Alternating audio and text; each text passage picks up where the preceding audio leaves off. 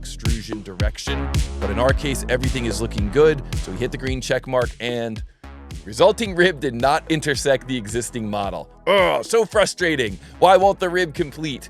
Well, this actually is a legitimate error message. This isn't a bug in SolidWorks or anything like that. Hey, what's up everybody? Too Tall Toby here, and in today's video, we're gonna talk about ribs. We're gonna specifically take a look at this challenge, the Stand Base 3, which was a practice model we posted a few weeks ago. And we're gonna talk about this scenario that often occurs in 3D CAD, where you're trying to construct a rib between two cylinders and you run into an error message. It might say something like failed to construct rib or failed to solve end condition, something like that. So in today's video, we're going to talk all about how to solve these ribs. We can see here that these ribs are meant to be 7 millimeters in width, and they're meant to be constructed on a plane which runs from the center of one cylinder to the center of another cylinder.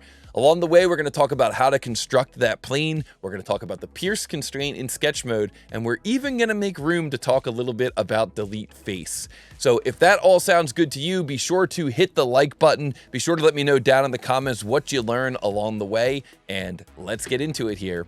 So we're going to start out by constructing this plane between these two cylinders, and to construct this plane, we're going to say view temporary axes. This shows us an axis running through the center of each of these cylinders, and once we have that viewed, we can go to reference geometry, plane, and we can choose one of those axes and then choose the other axis, and we can see here that a plane is constructed running right through the center of those cylinders.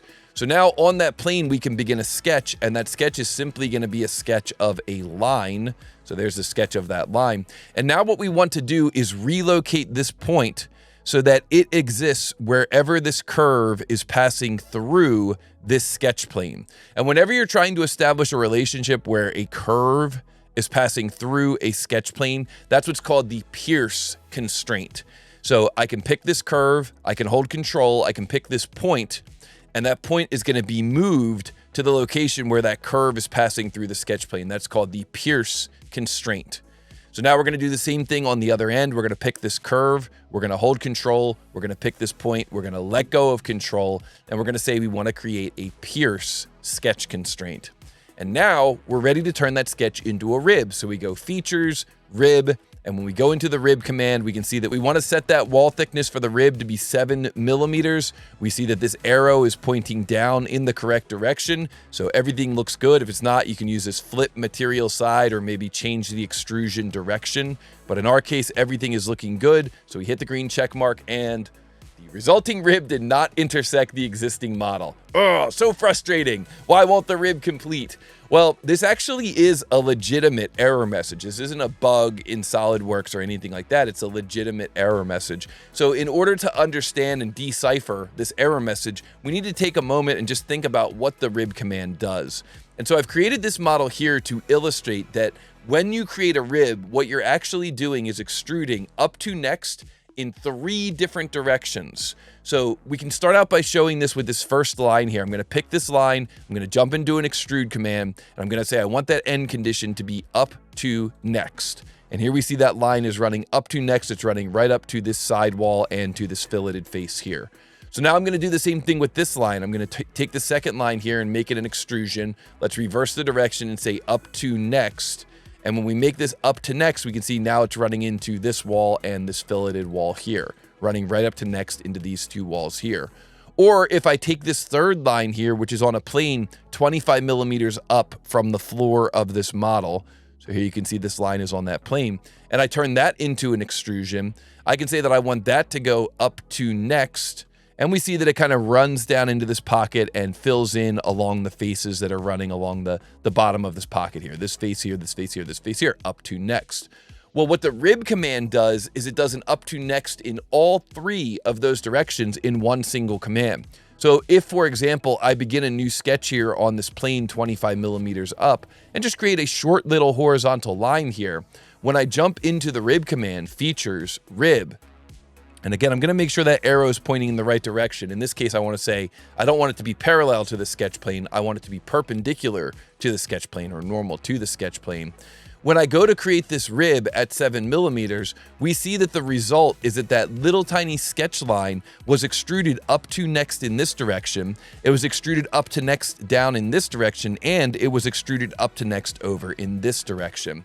So in order for a rib to complete, it needs to have geometry that's going to terminate that rib in all three of those directions. And this is where the problem comes in when you're trying to create a rib up to the edge of a cylinder. So if we go back to our model here, the question is, can this rib terminate if it's going up to next in this direction? And the answer is no, it cannot. So here's what I mean. If we choose to do a thin feature extrusion here of that geometry, and then we kind of roll the view around, you can see that when you're looking down on this rib and this rib has a non-zero wall thickness, you have this extra little sliver of material here that's sticking up. And that cylinder cannot terminate that extra little sliver of material. So if we look at this thing from this view, what we'll see is that it's trying to go up to next in this direction, and there's nothing that's terminating that up to next end condition. And so that's why this rib errors when we go in this direction. It's fine going down in this lower direction. If we look at it down here in the lower direction, it can go up to next and just run right into the cylinder face, but not the same in this upper direction. So a lot of times what we could do to resolve this is simply draw a little nub here. A little short horizontal line here would be sufficient. Now, if you want, you could lock that to some geometry like the center of the cylinder. It's not necessary, but it's always good to fully define your sketches. So we can see here that that little tiny horizontal segment is going to allow us to jump into the rib command to say we want that to be a 7 millimeter rib and to conclude the creation of that feature successfully.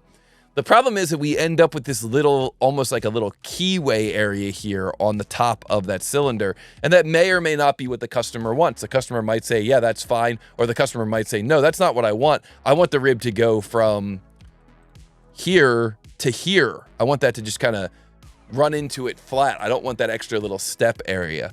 And if that's the case, we can definitely do that. We just need to maybe create some layout geometry ahead of time. Like if I roll back before the rib and then begin a sketch on this face here, I could construct a little sketch line. And then if we look at this thing from the top, I could say I want that sketch line to be perpendicular to this plane. So we'll make those two perpendicular. And then I could take this end point and drag it onto the edge of the cylinder. And I could take this end point and drag it onto the end of the cylinder. And then finally, I could say that I want that to be the same width as the rib, 7 millimeters. So we'll put a 7 millimeter dimension on there.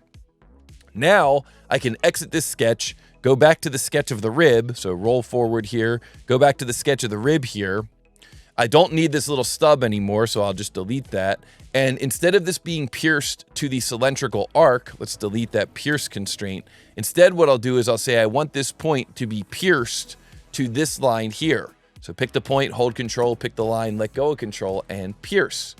And now when we exit the sketch, we see the rib has been constructed, and we see that the rib is now starting exactly at this point, exactly at that 7 millimeter point on that line. Now, the thing is, this is going to leave us with this extra little sliver edge, and the customer almost certainly does not want that. So what you could do is select that face and then use the command insert face delete. And if you use the option for delete and patch and hit the check mark, you'll see that SolidWorks has no problem cleaning that up. So that's it for the rib explanation in this power move. I hope that you found that helpful. If you did, be sure to be sure to leave me a comment down below. Let me know what you learned from this video. Let me know if you have any follow-up questions. And of course, be sure to come back for some more power moves.